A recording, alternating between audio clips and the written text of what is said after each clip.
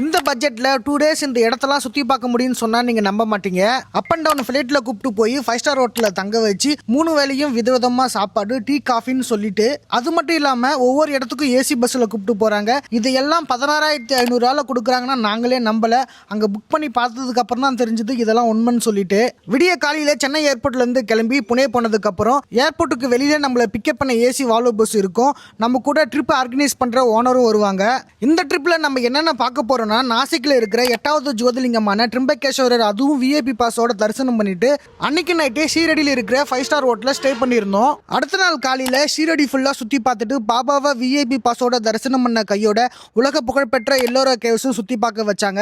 கண்டிப்பா வாழ்க்கையில ஒரு முறையாவது இந்த இடத்த போய் நம்ம பார்த்தே ஆகணுங்க.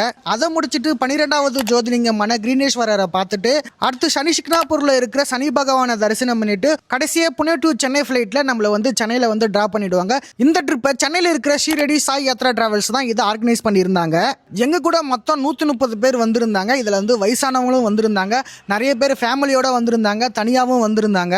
ஒவ்வொரு மாசமும் இந்த ட்ரிப் வந்து கூப்பிட்டு போறாங்க. உங்களுக்கு தெரிஞ்சவங்க யாராவது ஷீரடிக்கு ரொம்ப நாளா போகணும்னு ஆசைப்படுறாங்கன்னா அவங்களுக்கு இந்த வீடியோவை ஷேர் பண்ணுங்க. இவங்களுடைய கான்டாக்ட் நம்பர் நாங்கள் டிஸ்பிளேல கொடுக்குறோம், மறக்காம பயன்படுத்திக்கிங்க.